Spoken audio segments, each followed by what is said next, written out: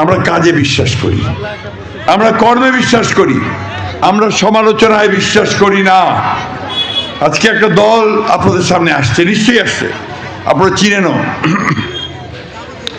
এদেরকে আমরা আগে কখনো দেখি নাই, আমাদের সঙ্গেই থাকছে, আমরা একসাথে ছিলাম, আমাদের সঙ্গে থাকছে, আমরা ঠিক জানতাম না যে এরা কি।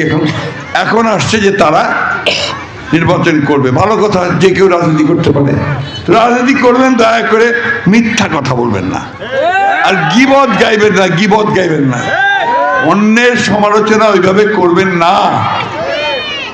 এই দলটার সম্পর্কে একটু কথা বলতে পারি, আমি ক্যান্ডিডেট সম্পর্কে কোনো কথা বলবো না, কিন্তু দলটা সম্পর্কে বলবো।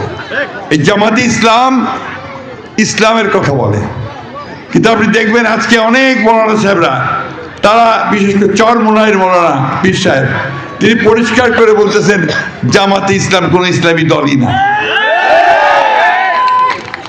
আমাদের অনেক আলেম মোলামারা তারা পরিষ্কার করে বলতেছে যে জামাত ইসলাম ইসলামের কথা বলে মানুষকে প্রতারণা করতেছে, ভুল বুঝাচ্ছে। আমাদের একেবারে সাধারণ মহিলাদেরকে, মা বোনদেরকে ভুল বুঝাচ্ছে যে দাঁড়িপাল্লার ভোট দিলে নাকি আপনার জান্নাত পাই যাবে, নাউযুবিল্লাহ। কারণ এটা কোনো মুসলমান বিশ্বাস করবে না। মুসলমান বিশ্বাস করে যে তার আমলের উপরে নির্ভর করে আল্লাহ তাকে বেহেশতে দেবেন কিনা সেটা আল্লাহ নির্ধারণ করে, ঠিক তো? আরো কথা আছে, কয়েকদিন ধরে এই টেলিভিশনটা, মোবাইলটা অনেক কথা হচ্ছে, তার মধ্যে একটা কথা আসছে যে তিনি মহিলাদেরকে, ওনাদের যে আমির সাহেব, তিনি নাকি মহিলাদেরকে খুব অশ্লীল ভাষায় গালিগালাজ করছে। দেখছেন আপনারা? কি দেখছেন? এখন যে দল বা দলের নেতা, এটা আমি বলতেছি না, কিন্তু পত্র পত্রিকায় আসছে, সোশ্যাল মিডিয়াতে আসছে, এইভাবে আমাদের অর্ধেক যে মানুষ, আমার মা বোন, আল্লাহ তাআলা বলছেন যে মায়ের পায়ের তলে বেহেশত, সেই মা বোনদেরকে যদি আমরা ইজ্জত করতে না পারি, সম্মান করতে না পারি, তার সম্পর্কে যদি কটু কথা বলতে পারি, তাহলে কি আমরা কোনোদিন বেহেশতে যাইতে পারবো? আমরা কি ভালো কাজ করতে পারবো?